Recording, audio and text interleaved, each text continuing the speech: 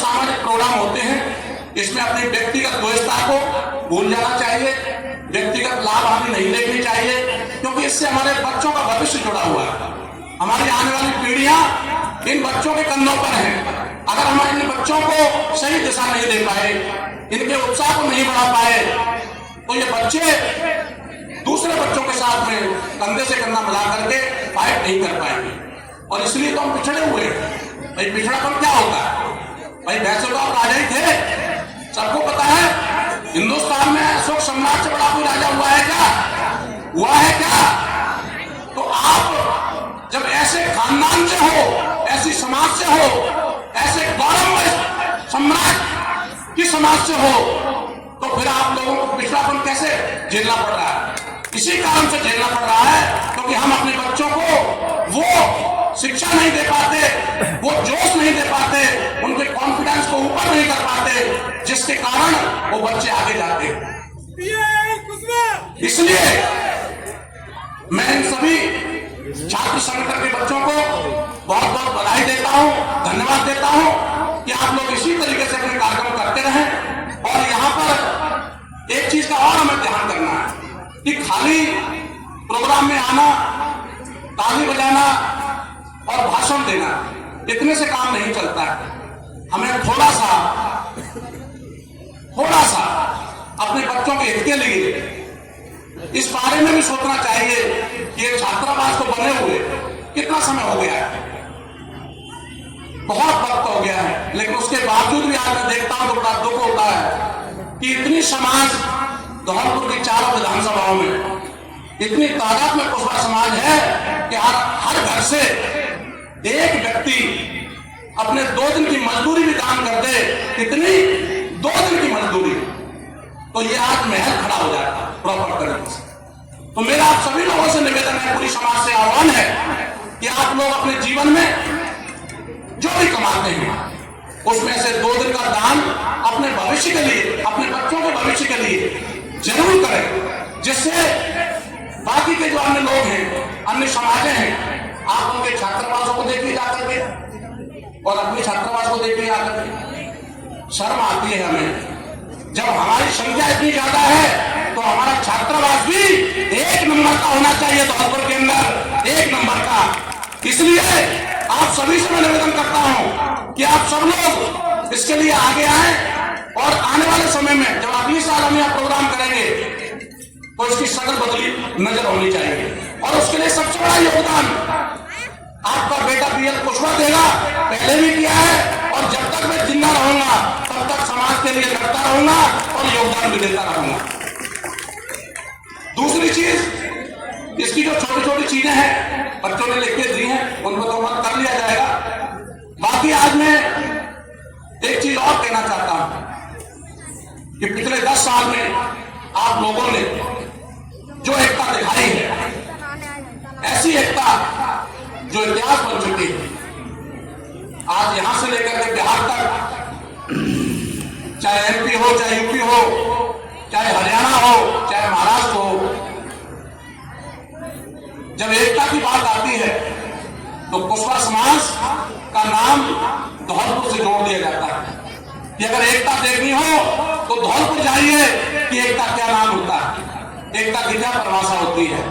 तो मैं आप सभी भाइयों को 4 विधानसभाओं की पूरी कुशवाहा समाज के चरणों में नमन करते हुए आज उनका आभार व्यक्त करता हूं, अपनी धर्मपत्नी श्रीमती शोभा रानी कुशवाहा जी के साथ में और अपनी पूरी टीम के साथ में कि आप लोगों ने अपने बेटे की अनुपस्थिति में जो एकता दिखाई है, जो संघर्ष किया है, वो काबिल तारीफ है। उसी वजह से आज आपका झंडा बुलंदी पर छाया हुआ है। और मैं विश्वास दिलाता हूं कि आपकी अगर यही एकता कायम रही तो जीवन भर जब तक हमारी सांसें चलेंगी तब तक कम से कम आपके स्वाभिमान को आपका बेटा नीचे नहीं गिरने देगा। ये मेरा आपसे वादा है।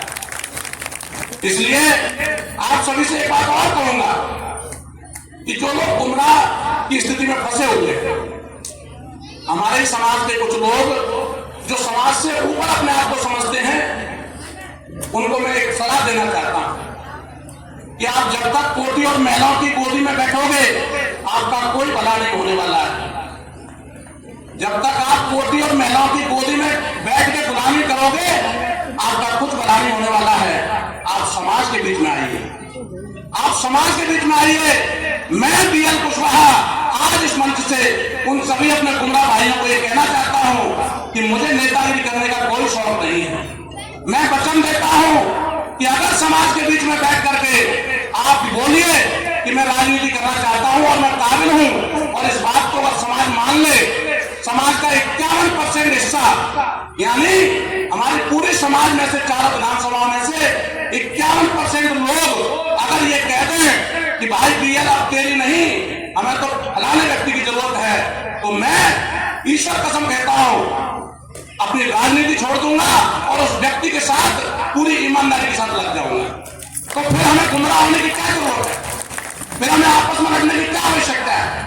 जब मैं खुद ही राजनीति छोड़ने के लिए तैयार हूं, तो फिर परेशानी किस बात की है भाई? आपको समाज के बीच में बैठने में क्या डर है? जब समाज ये देखेगा कि भाई आज ये व्यक्ति हर परिस्थिति में, हर तरीके से अगर ये सक्षम है, तो समाज आपका साथ देगा। क्योंकि समाज को भी पता है ना भाई, समाज नेता क्यों बनाती है? अपने भले के लिए तो बनाती है। तो समाज को क्या अपना भला बुरा दिखता नहीं है? दिखता है कि नहीं दिखता है? भाई समाज में आज कोई नादान थोड़े हैं हमारे लोग, सभी बुद्धिजीवी लोग हैं, सब समझते हैं। जब सब समझदार लोग हैं, जब वो निर्णय अच्छा ले सकते हैं अपने भविष्य के लिए, अगर मैं उनके लिए ठीक नहीं होऊंगा तो उनको दूसरा व्यक्ति चुनने में क्या परेशानी होगी? कोई परेशानी नहीं होनी चाहिए।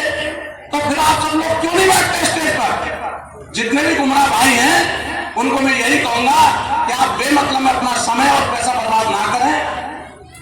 आप समाज के बीच में आइए और समाज से पूछिए, समाज का भरोसा पाइए, और फिर हम सब उनके साथ हो जाएंगे और कहीं भी समाज को बिखराव की नजर से कोई नहीं देखेगा और समाज के दो फाड़ करने की जरूरत नहीं पड़ेगी। इसलिए आप सभी लोगों को एक चीज और कहना चाहता हूं कि जो भी मेरे उन गुमराह भाइयों के नजदीक हैं, जो गुमराह भाई हैं हमारे, जो कोटी महिलाओं की चाल में फंस चुके हैं समाज को तोड़ने के लिए, अगर उनसे आपकी मुलाकात हो तो आप उनको पूछना कि भाई जब BL राजनीति छोड़ने के लिए तैयार है, तो आप कोटी महिलाओं की गुलामी से बाहर क्यों नहीं आते?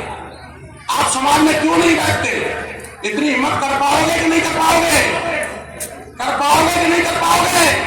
हाथ उठा के बताइए कि आप पूछेंगे उनसे। ये मेरा संदेश दे देना उनको कि भाई BL ने ओपन बोला है कि समाज के बीच में आकर के बैठ जाओ। BL तो खुद तुम्हारे पीछे खड़ा होने के लिए तैयार है। समाज अगर कहेगी कि BL तू विधायक नहीं, तू तो पीछे हमारा झाड़ू लगा दे, हमारे समाज के पीछे, समाज की इज्जत के लिए उनके पीछे खड़ा हो जा सिपाही के तौर पर, तो मैं जवाब देता हूं, समाज से मैं कभी ना पीछे था न कभी रहूंगा। समाज जैसा कहेगी वैसा जीवन भर कुशवाहा समाज के लिए अपनी जान भी न्यौछावर कर दूंगा। इसमें कोई शक नहीं होना चाहिए किसी व्यक्ति को। इसलिए जब भी आपको ऐसे गुमराह लोग मिले या आपके मिलने वाले हो, आपके रिश्तेदार हो, तो आप उनको समझाएं कि भाई ऐसे बर्बाद होने का कोई फायदा नहीं है। आप समाज के बीच में बैठिए और इस समाज को आगे ले जाने का काम कीजिए, इसको तोड़ने का काम ना कीजिए। बस इतना कहते हुए आज जो भी इस कार्यक्रम के व्यवस्थापक हैं और खासतौर पर हमारे युवा साथी जिन्होंने अभी वर्तमान में अध्यक्ष हैं, इन्होंने बहुत अच्छा देवेश कुशवाहा जी हैं। ये बहुत ही जुझारू और कर्मठ बच्चा है। इसके लिए जोरदार तालियां एक बार सब लोग देंगे और मेरी शुभकामनाएं कि आप इसी तरीके से सब लोगों को साथ लेकर के और जीवन में आगे बढ़ते रहें। बस इतना कहते हुए अपनी वाणी को विराम देता हूं। जय हिंदुस्तान, जय कुशवाहा समाज। धन्यवाद।